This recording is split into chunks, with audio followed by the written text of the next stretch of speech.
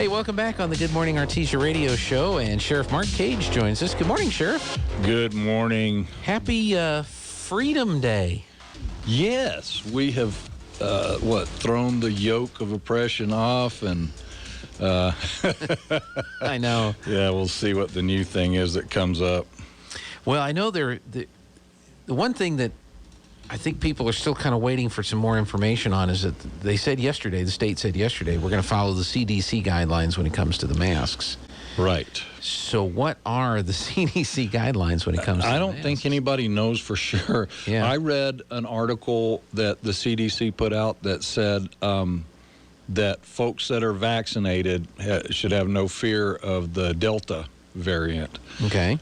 Which is contrary to what the WHO, the World Health Organization, is saying. Yep. That maybe we should keep wearing masks. I frankly, I'm tired of this. Yeah. I really am. These folks can't get one clear, decisive message across, and we're jerked around like yo-yos. And of course, here in New Mexico, we get an even heavier dose of that. Yeah. Well, for everything that we deal with here, I guess it's worse in some other parts of the world. I was watching a show on Amazon, Clarkson's Farm. And it's Jeremy Clarkson, who's one of the, he was on Top Gear until he got fired for being politically incorrect. And then he went to Amazon, and they did the Grand Tour. He got canceled.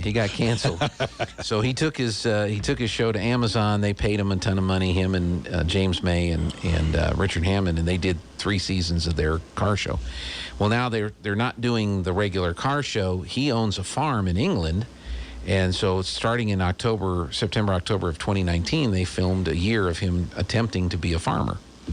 And one section of his land, the crops were killed by a beetle, and he said, well, what do we do about it? And the guy says, well, you can't do anything about it because the European Union won't let you run the pesticide that you need to use to kill the bugs, so you just have to look that you lost your crop in that particular field. And so, and there's some of that goes on here, too, with some of the regulations. Let me ask you this. We had a lot of rainfall, a lot of running water through Yes. the arroyos and streams and so forth, especially down in the Carlsbad area. I know your department was actively involved along with the Carlsbad folks and the state police and other. Right. You guys doing a lot of rescues? Was a lot of that going on? Not a whole lot. We did some relocating of folks. As a matter of fact, I was up in a private helicopter doing some surveillance of the water, and we ended up having to go in and grab a couple of young ladies, I think 10 and 13 maybe. They were stuck. Mm-hmm. They were okay. They were at their home, but their parents were like, we don't know if we're going to be able to get over there anytime soon because they're water on all sides, and we're kind of worried they might try and, so we flew in there and got them and brought them out and got to be the heroes there. But but it's really interesting to get, and that's really the only way to get an accurate picture of what's going on is to get up in the air.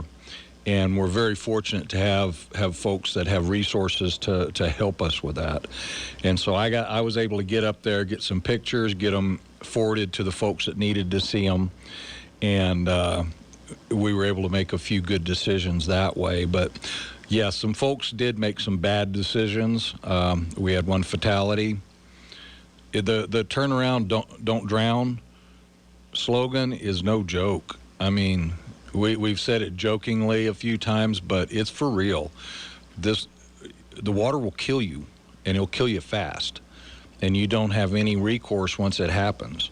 It's unpredictable, it's violent, and yeah, it's a tragedy. And thankfully, it's just, and I say just, but in times past, there's been multiple fatalities, and but this one could have been completely avoided too. So, because it sounds like, according to the news report, which I think has been confirmed by the state police, this particular individual went around a barricade. It's not like there was no barricade and then they got caught in it. There was some advice there to not do that, and they didn't heed that advice. We don't put those things up just to look at them. They're there for a reason, and it's not frivolous. Believe me. We take it very seriously. We make decisions based upon what we know. Like at one point, there was talk about closing off the Canal Street Bridge. Mm-hmm. That was going to be a major problem, and because if that happened, then you've effectively you put a wall across Carlsbad, Right? and and South Eddy County and North Eddy County, well, there's a hospital. There's a lot of concerns with that. So we jumped immediately when we heard that. It was like, okay, get deputies stationed south who actually live south, if possible, who live south of the bridge. Get our people home from the office. There was a lot of scrambling that went on, and then Mayor Janway and I talked, and we visited, and a lot of other people, and we said, well, I think we can keep it open, and that was his decision, and he made a good decision. Yeah, because the only other routes from north to south are not. They're through some of these low-lying areas. They're not passable. Not passable. And a lot of people have made a lot of comments. I've watched them on Facebook, derogatory comments, saying, well, these bridges are terrible, and they're not bridges. Right. They're low water crossings, and they're designed to have water flow across them. Unfortunately, when things get really crazy once every few years like they did now,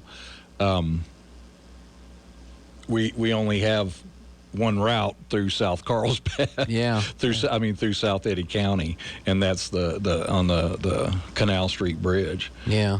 Well, Aaron was saying he thought the water was up to the bottom of that bridge. It got close. Up that high. It got close. Pretty close to that. Oh, yeah. And it wasn't that many years ago that they were doing the work on the other road, the one that actually goes down through the low water crossing. San Jose, and they had started working on it, and then that all got washed away. It got washed off. And they had to redo that. It looks like it weathered well this time. I think there might have been some erosion of some of the concrete on the side, and that can be repaired very easily. The road surface appears to have stayed. There's Callaway on the way to my house by the Flume. That looks really good. There was a big problem. It sloughed off the same way, the asphalt and everything, and that was repaired properly. So it looks good now. Yeah, so I can get to my house. That's a good thing, and people forget Carlsbad's on the river, and that's where all the water goes. Oh yeah, and it's still flowing. Yeah, it's still flowing heavily by the Flume. So. Well, maybe some of that will stick around, or at least it'll trip the meters down there at the Texas state line, and they won't be begging for so much water from us when it comes time to. That's what I've been asking. Does this go towards our yearly allotment? Does this really because this is a ton of water. Down by the lower Tansel, it came in so hard and heavy that water flowed backwards in the river all the way up to the upper Tansel. It flowed over the lower Tansel Dam. It was kind of wild to see. Yeah, there's been a couple of videos with some of that, and then you get the debris in there and all that other stuff. And I think Artesia, from everything that we could see, it wasn't any major issues. Well, there was water running in the draw, but it wasn't high. Like when I first moved to Artesia, this is before they built the dam east of or west of town. We lived right on the draw, and like one of the first big rainstorms after we moved here, it was up to the top and about ready to overflow, and we were thinking, this is not good.